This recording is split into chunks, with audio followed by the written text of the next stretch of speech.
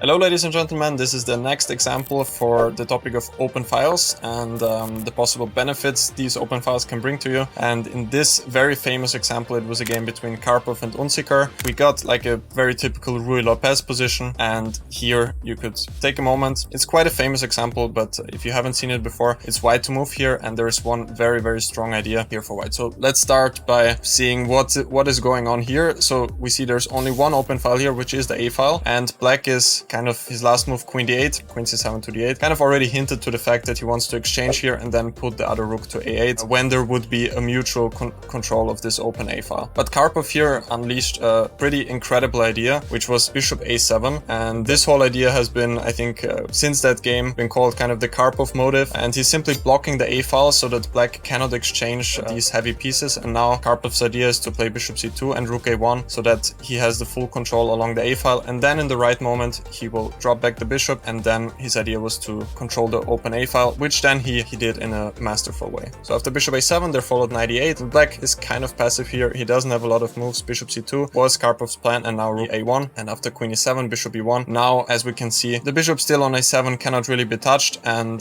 white always has the idea to drop back the bishop and then control the A file, but that was also black's idea to put the knight to c7 to support this rook on a8 here. But black doesn't have any counterplay, and he simply waited with bishop e8, and now Karpov played knight e2, and after knight d8, knight h2, and now he's preparing to play f4. Since now all of black's pieces are kind of also paralyzed on the queen side, he shifts his plan to the king side. After bishop g7, f4 followed, and Unzicker played f6, which is a bit passive. He probably should have taken on f4. After knight f4, bishop e5. Black has this nice square on e5, but after knight f3, f6, for example, bishop c2, the bishop can be exchanged on e5 on the right at the right time, and at some point the bishop on a7 might drop back, and black's pieces are simply extremely passive here. So black played f6, but now Karpov played f5, simply closing the king side, and black is already in huge trouble here. He played g5, trying to keep everything closed.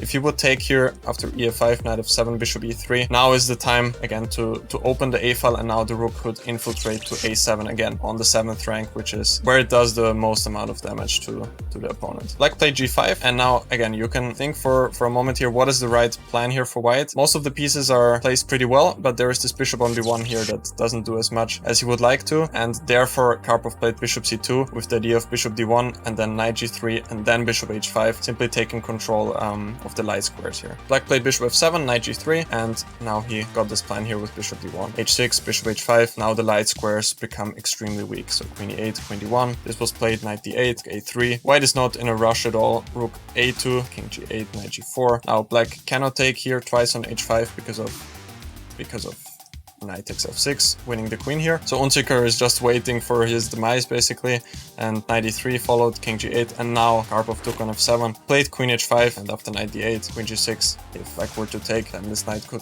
come to f5, and the pawn on g6 is untouchable. There followed king f8 and knight h5, and black already resigned, so he's just completely paralyzed. Now a threatening mate on g7, and again if black would take, then the other knight would come to f5, just a disaster for black. So this whole idea with bishop a7 is definitely something to keep in mind. Just momentarily blocking the exchange of the pieces on the A file, because if black were to exchange these heavy pieces, he would probably be fine, but simply keeping this pressure here and waiting for black to simply not resolving this pressure along the A file makes black's life much harder, and he didn't manage to find a plan here at all, and Karpov won this very famous game pretty nicely.